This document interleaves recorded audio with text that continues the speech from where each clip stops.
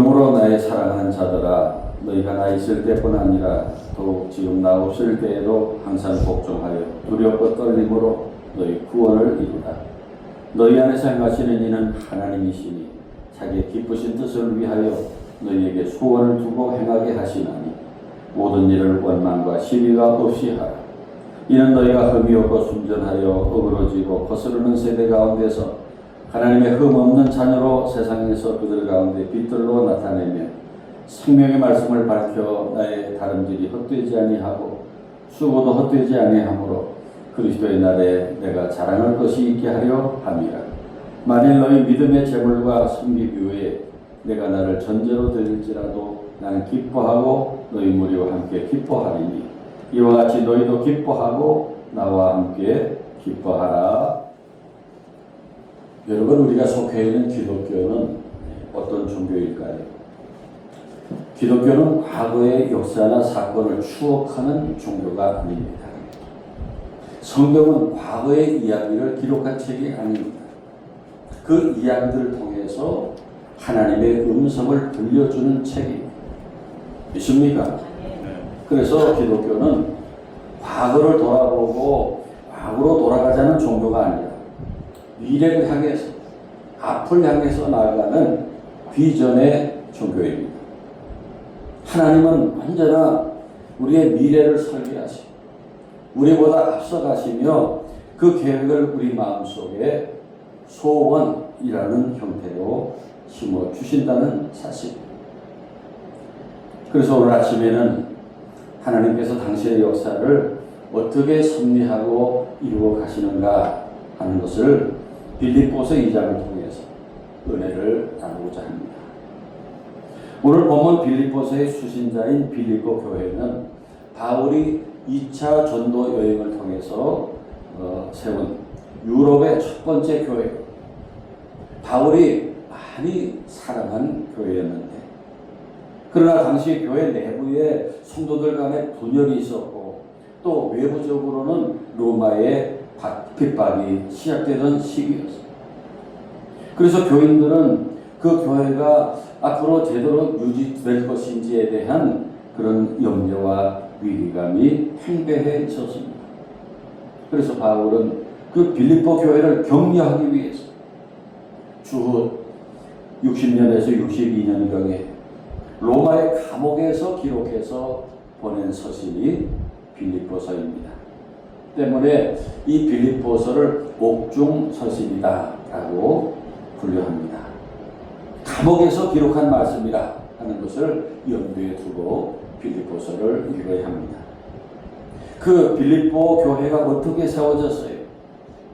바울이 전도에서 세웠지만은 그 교회를 세우신 이는 하나님이시지요.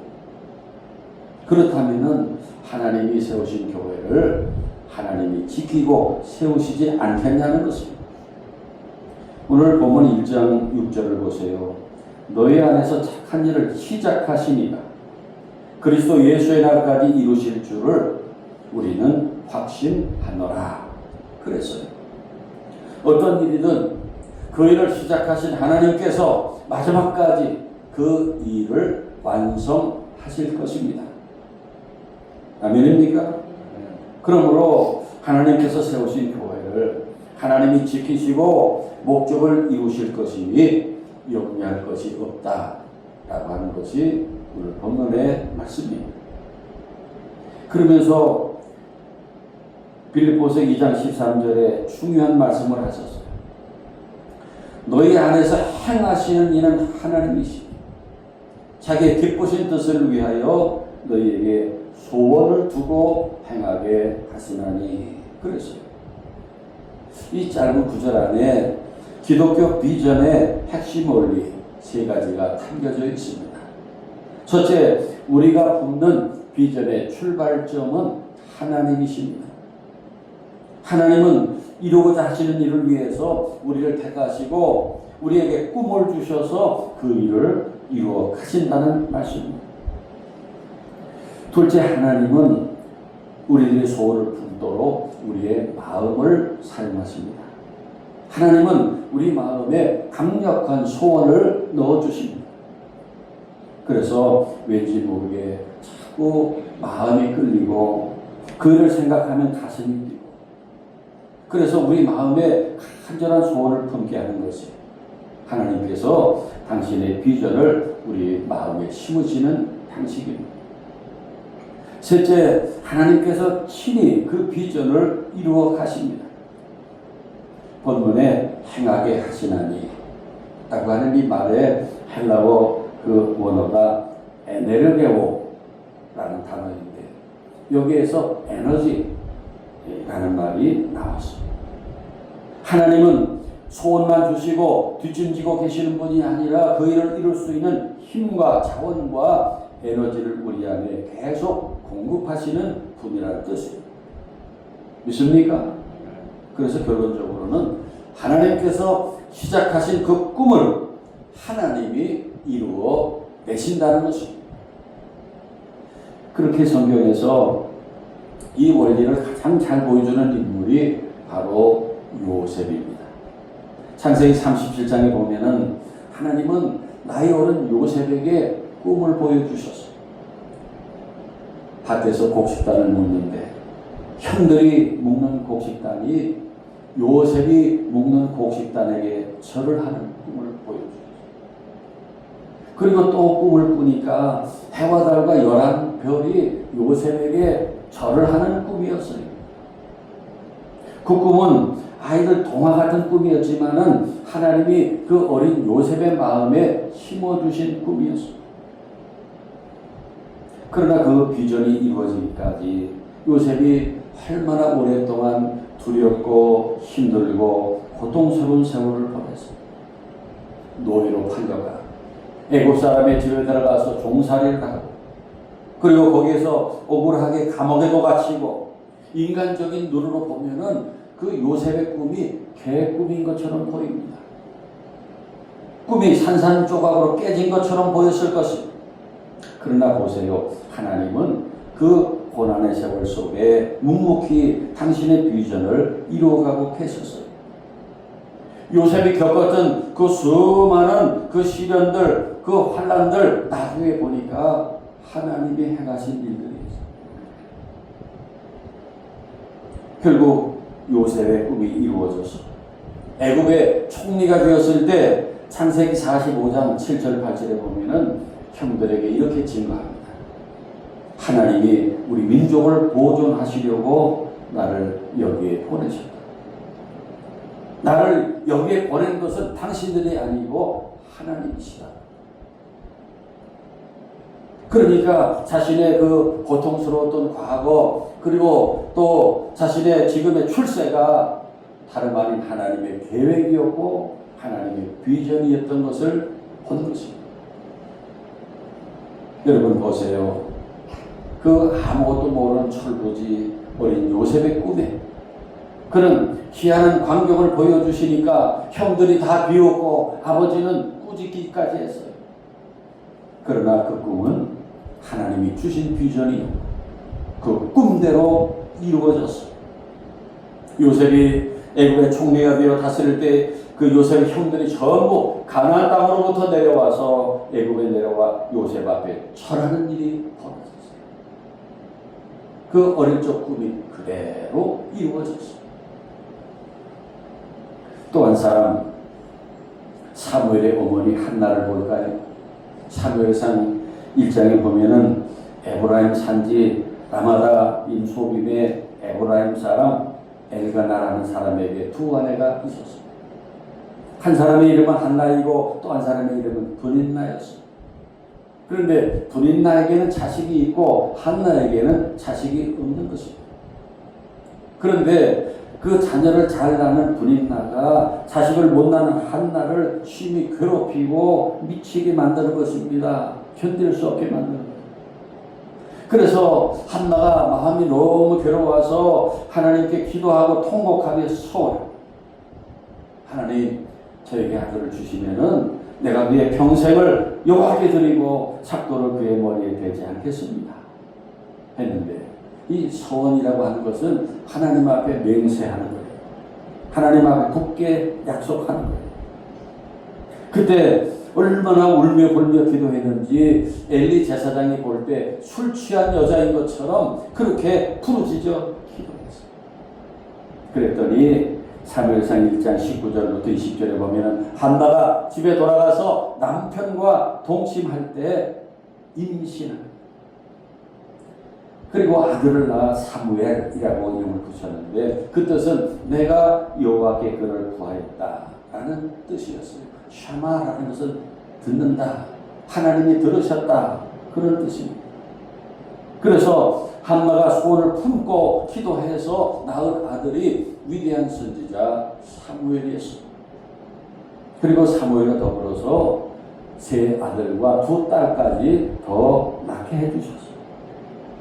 그러니까 보세요. 한나는 자녀를 낳지 못해서 그 남편의 또 다른 아내인 브리나에게 괴롭힘을 당합니다. 하나님 제발 아들 하나만 낳게 해달라고 소원을 품지 않을 수가 없어요. 그 소원을 품고 기도해서 사무엘을 낳았는데 그런 드라마틱한 시나리오를 쓰신 분이 나중에 보니 하나님이셨어요. 할렐루야. 그리고 열왕기하 20장에 나오는 한 사람만 더 살펴봅시다. 유대의 왕인 히스기야였습니다. 이 히스기야는 하나님을 잘 믿는 왕이었고 예루살렘에서 29년을 다스린 훌륭한 왕이었습니다. 그런데 열왕기하 20장에 보면은 이 히스기야가 병들어 죽게 된 것입니다. 선지자 이사야가 왕에게 와서 하나님의 말씀을 전해주는데 너는 집을 정리하라, 내가 죽고 살지 못하리라 하셨나이다 라고 하나님의 말씀을 통보해요. 이건 결정된 거예요. 그때 히스기야가 어떻게 합니까? 알겠습니다 하고 죽습니까? 아닙니다. 얼굴을 벽으로 향하고 여호와께 기도합니다. 살 소원을 품고 기도했어요. 히스기야가 살려달라고 통곡하며 기도했어요. 당장 죽는 것이 결정된 하나님의 뜻이었지만은 히스기야는 살려달라는 것이, 그 병을 고쳐달라는 것이었어요. 그렇게 병 고침에 대한 간절한 소원을 품고 기도했을 때 하나님이 그 기도를 들으셨습니다. 그래서 선지자가 이사야가 성읍 가운데로 가기도 전에 여호와의 말씀이 그에게 임했습니다. 하나님 여호와의 말씀이 내가 내 기도를 들었고 내 눈물을 보았노라. 내가 너를 낫게 하리니 내가 3일 만에 여호와의 성전에 올라가겠고 내가 내 날을 15년을 더할 것이며 내가 너와 이 성읍을 아수르 왕의 손에서 구원하고 내가 나를 위하여 또 내 종 다윗을 위함으로 이 성을 보호하리라 하셨다. 전하면서 무화과 반죽을 가져오라 해서 히스기야의 상처의 노운이 깨끗이 병이 나았습니다. 열왕기하 20장에 그렇게 기록되어 있습니다. 믿습니까? 여러분, 살고 죽는 것이 하나님 손에 달린 것이 이미 하나님께서 죽는다 통지하셨지만 히스기야가 간절한 소원을 품고 통곡하며 기도했더니 하나님이 뜻을 돌이켜 살려주셨습니다. 그 병을 고쳐주시고 15년을 더 살게 해주시고 유다를 침공했던 아수르까지 물러가게 해주셨습니다. 믿습니까? 여러분, 소원이 그런 것입니다.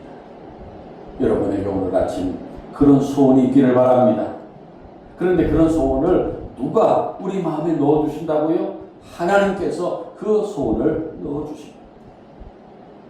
그런데 하나님이 우리 마음에 넣으시는 비전은 어떻게 알 수 있느냐?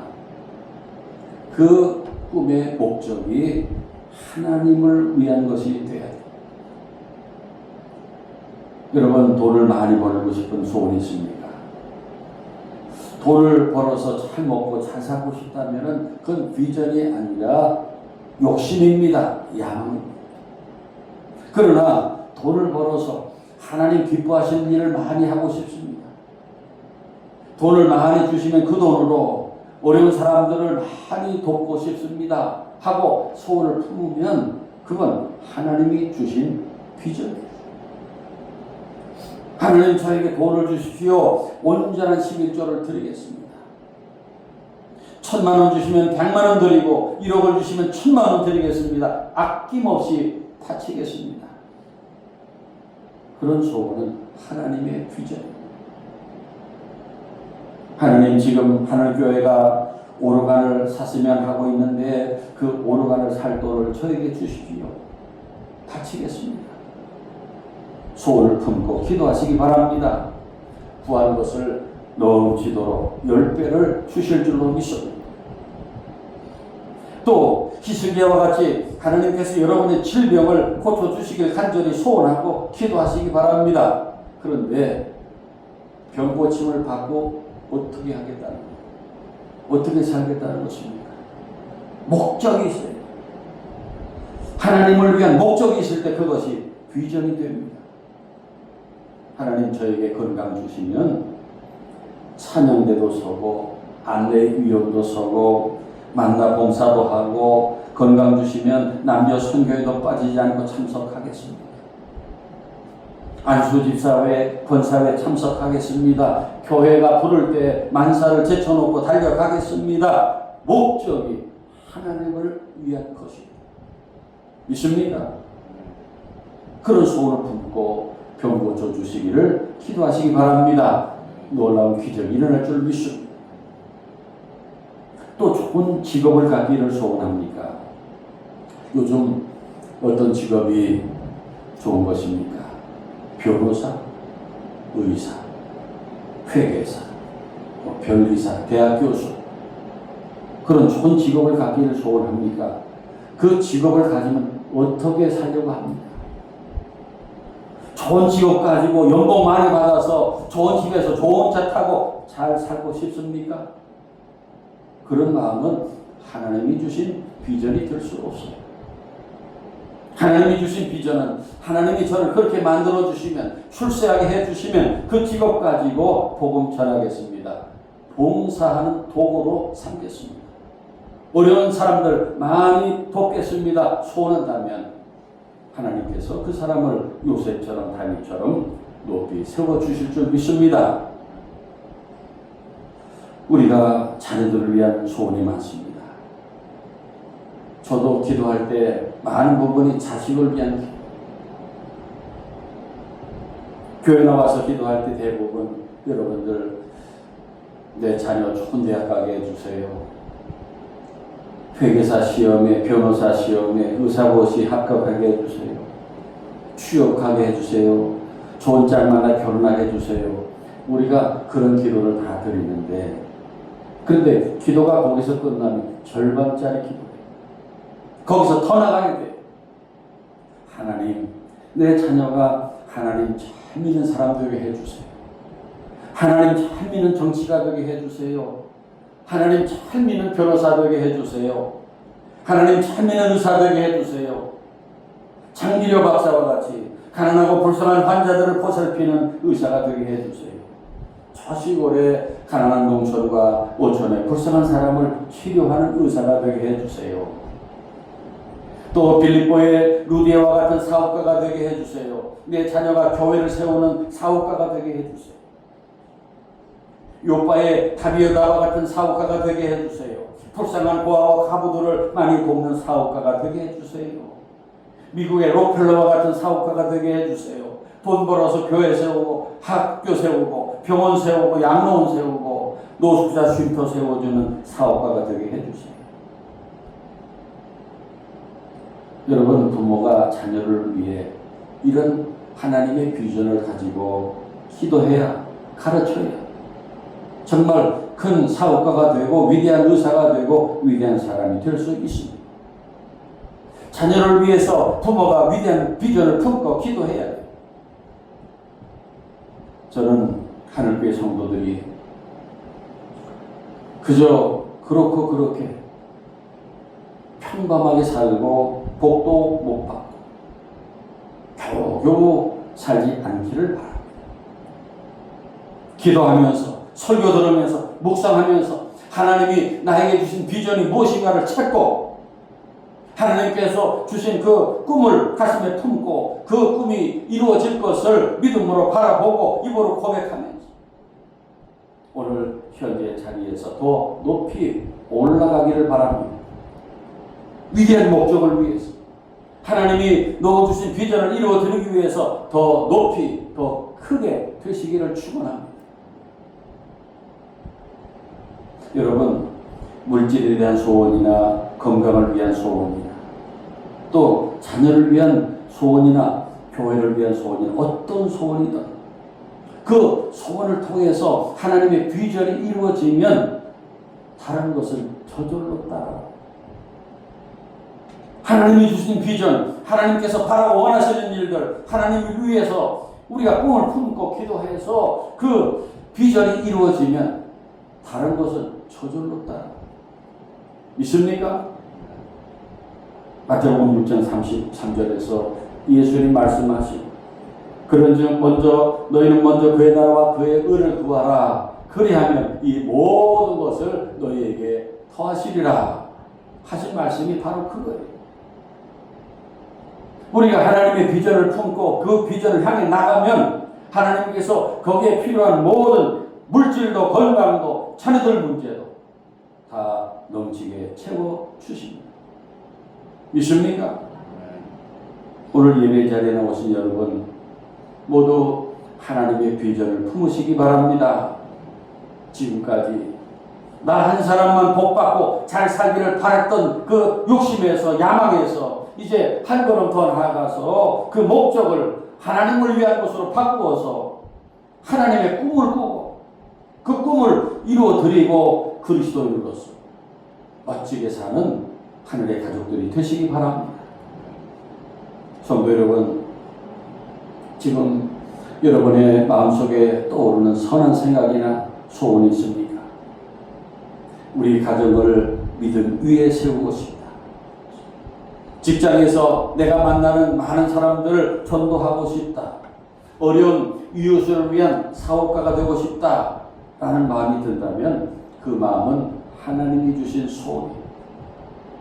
그것을 가볍게 흘려버리지 마십시오. 하나님이 여러분 마음에 심으신 소원입니다. 오늘 아침 우리 다 같이 믿음으로 품읍시다. 주님, 내 안에 주님의 소원을 주십시오. 그 소원을 제 비전으로 품겠습니다. 그 소원을 통해 주님의 큰 비전을 이루게 하옵소서. 제가 하나님의 비전의 도구가 되겠습니다. 소원하고 기도하고 노력할 때 하나님은 반드시 여러분의 그 꿈을 통해서 하나님의 위대한 비전을 이루어 가실 줄 믿습니다. 그 꿈을 통해서 놀라운 일이 일어날 줄 믿습니다.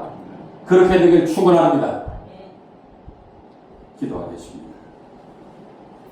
우리 마음에 뜨거운 소원을 주시는 하나님, 저희들에게 그 꿈을 주십시오. 그 꿈을 하나님의 비전으로 품게 하시고 요셉과 같이 한나와 같이 히스기야와 같이 하나님의 비전을 이루어드리는 하늘의 권속들이 되게 하옵소서. 예수 그리스도 이름으로 기도하옵나이다. 아멘.